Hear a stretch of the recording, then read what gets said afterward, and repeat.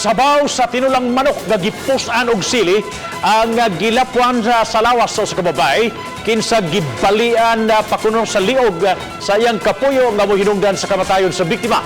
Ang paghitabo na saksihan silang upat ka mga anak kinsa nangayo karon gustisya sa ginangatan sa ilang inahan. Ano ang report? Igo na lang sa pagsudong ang upat ka mga bata sa ilang inahan nga naa na sulod sa lungon. Ang biktima mao ang 43 anyos nga si Maria Teresa Umaga sa Good Shepherd, Guadalupe, Cebu City. Gisaysay sa 15 anyos nga anak sa biktima nga Biyernes sa gabi samtang nagluto sa tinulang manok ang amahan. Nagkalalis kini sa ilang inahan. Hangtod nga misangpot sa pagdagmal sa lalaki sa iyang kapuyo. Lakip na ang pagbalik sa liog nini ug giparok ang ulo sa semento. Wa pa makuntinto, nagkuha og sili ang suspek ug gituyo sa pagpusa ug gisagol sa tinula ug gisablig sa lawas sa biktima. Nagluto kong papa ko ng sabaw sa manok niya. Kuha niya, dili pa matuwala niya.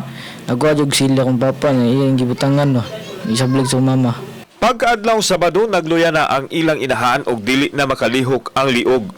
Nabantayan usab sa mga anak nga naghubag na ang liog sa ilang inahan.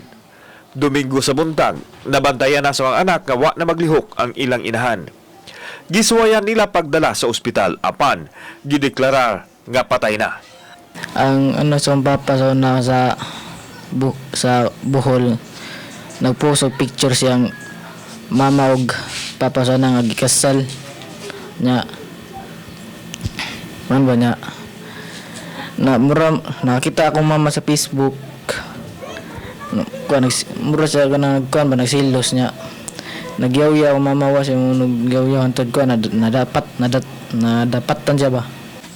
Unang gituuhan nga giatake sa balatian kining biktima apan gumikan sa mga bunog nga nakita siyang lawas mitumaw ang katahak nga dunay foul play nga nahitabo. Luyos kamatayon ini ug gikumpirmar usab sa mga anak mismo nga gidagmalan kining biktima mismo sa bana nini nga mao ang suspitsado.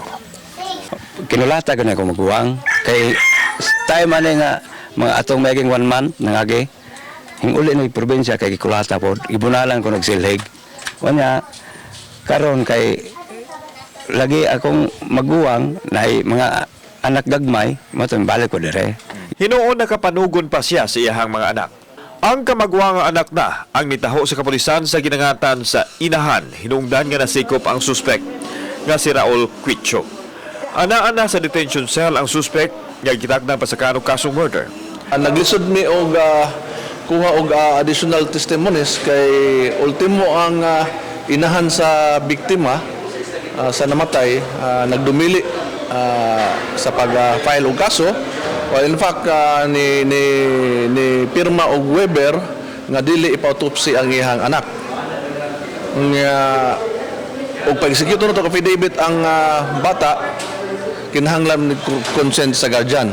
So, akong gi-instructionan na ito ang investigator, without the private complainant, kami mo file kaso based lang sa evidence available nga naana mo. Kung ang anak ang pagbuton, hustisya ang ilang pilion sa ginangatan sa ilang inahan, sa kamot sa ilang amahan. Unsay gusto nimong mahitabo sa imong papa? Mataga gustisya nga ako mama. Apan sagol kabalaka karon ang anak. Unsay mahitabo kanila nga wala na ang ilang inahan ug naa sa bilangguan ang ilang amahan. Kauban si John Solon, ako si Alan Domingo, Balitang Bisdak.